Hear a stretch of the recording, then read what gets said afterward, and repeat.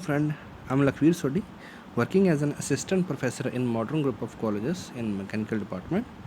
और जो सब्जेक्ट आज हम पढ़ने जा रहे हैं दैट इज़ बेसिक थर्मोडायनामिक्स, और जो टॉपिक हम इसमें कवर करेंगे दैट इज़ आइसोबारिक प्रोसेस। तो सबसे पहले आपको आइसोबारिक प्रोसेस के बारे में कुछ बता देते हैं थोड़ी सी।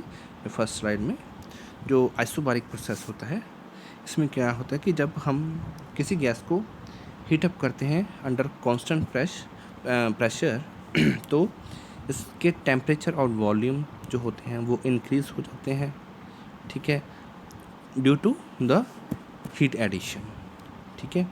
बट जब there is no change in its pressure, अब प्रेशर में कोई चेंज नहीं हो रहा, तो जो हीट ऐड होगी वो हमारे सब्जेक्ट में हमारा जो हमारा सिस्टम होगा उसमें in the form of internal energy वो या तो सेव हो जाएगी या फिर वो आगे किसी वर्क में कन्वर्ट हो जाएगी, ठीक है। बट प्रेशर जो होगा that is remain same in our isobaric process. Next is your the pressure volume diagram of your isobaric process. Here P1, V1 and T1 is equal to the pressure, volume and temperature at state 1, and P2, V2 and T2 that is pressure, volume and temperature at state 2. तो जैसे कि आप diagram में देख सकते हैं कि there is change in volume from V1 to V2.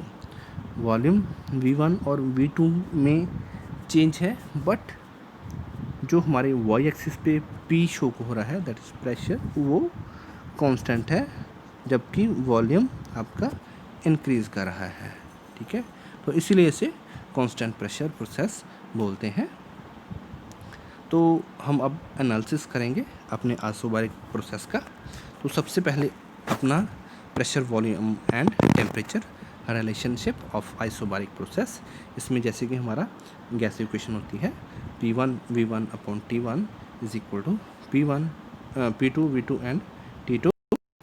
अब यहाँ पे we know that the pressure is constant in the process, so P1 will be equal to P2, ठीक है।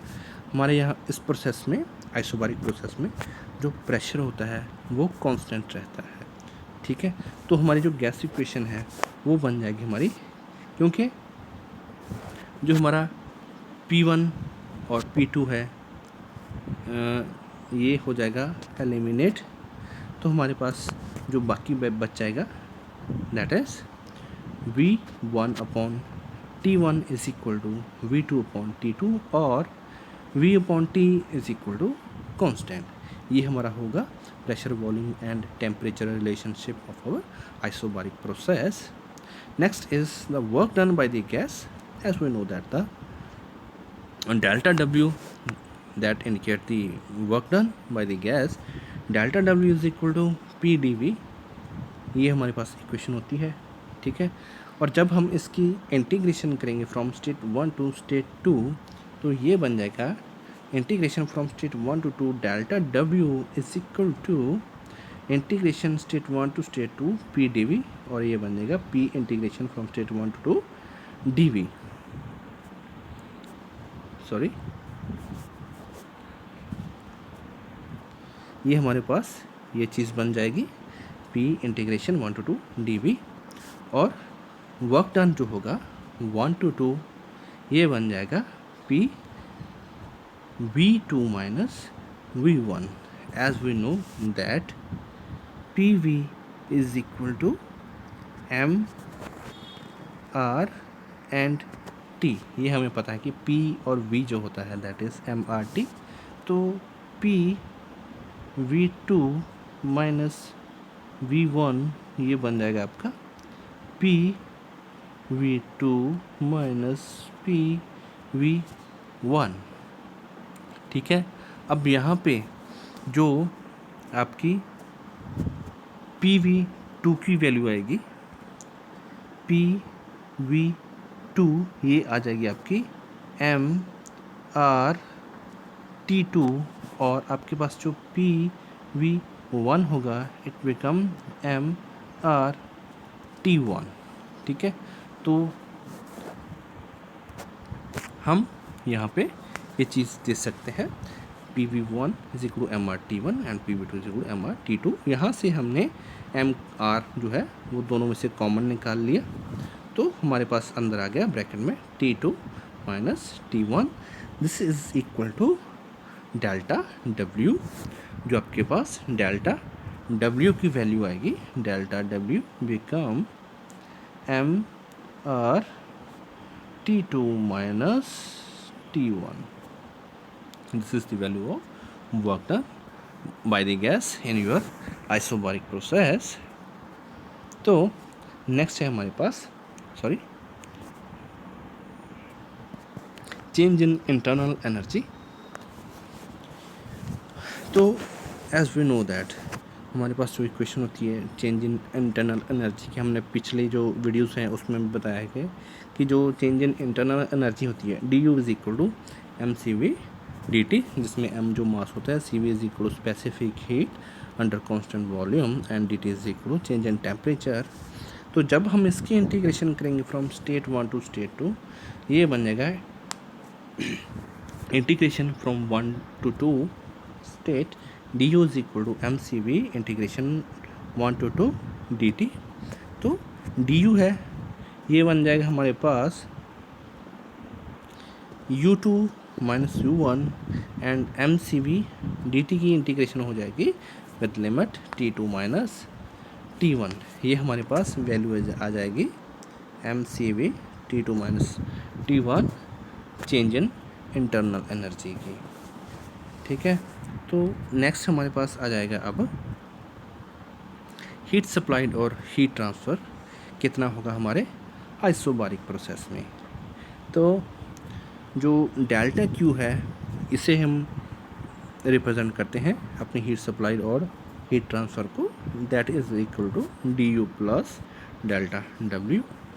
ठीक है, which is du is equal to your change in internal energy and delta W that is your work done by the gas। जब हम इसकी integration करेंगे from state 1 to 2, तो ये बन जाएगा हमारे पास integration 1 to 2 delta Q is equal to integration 1 to 2 du plus integration 1 to 2 delta W। दोनों की इंटीग्रेशन होगी। अब U की इंटीग्रेशन हमारे पास आ जाएगी u2 minus u1 and W की आ जाएगी W1 to 2 एंड हमें पता है कि u2 माइनस u1 जो चेंज इन इंटरनल एनर्जी है उसकी वैल्यू है हमारे पास mCv T2 माइनस T1। तो उसे हम यहाँ पे लिख देंगे mCv T2 minus T1 plus जो हमारे पास वर्क डन की वैल्यू आई है that is MR T2 minus T1, उसे हम लिख देंगे आगे MR T2 माइनस T1। अब यहाँ पे हमारे पास बन गया mCv T2 minus T1 plus MR T2 minus T1। अब इसमें हमारे पास जो m T2 माइनस T1 है यहाँ पे ये सारा कॉमन निकल के आ गया, इसे हमने एक साइड पे लिख दिया और अंदर बच के हमारे पास CV plus R। CV plus R क्या होता है, that is equal to CP plus CV जो होता है that is equal to R होता है। तो CP क्या बन जाएगा, CP become CV plus R, ये जो वैल्यू है आपकी। तो हमारे पास जो हीट सप्लाइड की वैल्यू आएगी उसे हम इस फॉर्म में लिख सकते हैं in place of CV plus R की जगह हम यहाँ पे लिख देंगे CP mCp T2 minus T1। ये जो हमारे पास वैल्यू आ जाएगी अपने जो हीट सप्लाइड और हीट ट्रांसफ़र की। और नेक्स्ट हमारे पास है लास्ट में है चेंज इन एंथैल्पी कि during the isobaric process enthalpy में क्या चेंज होता है। As we know that DH is equal to DU plus DPV। ठीक ठीक है, तो ये हमने अपने पहले जो भी प्रोसेस की हैं उसमें भी हमने देखा है कि डी एच जो होता है, जो डेट is D U plus D P भी होता है। और जब हम इस इक्वेशन की इंटीग्रेशन करेंगे फ्रॉम स्टेट 1 टू स्टेट 2, ये बन जाएगा हमारे पास integration 1 to D H is equal to integration D U plus integration D P we.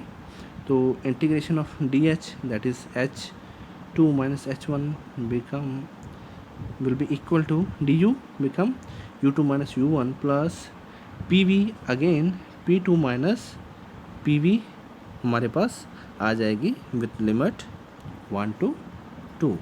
ठीक है, तो अगेन वही चीज़ हम करेंगे, p1 v1 will be equal to mr t2 t1 and p2 v2 is equal to mr t2।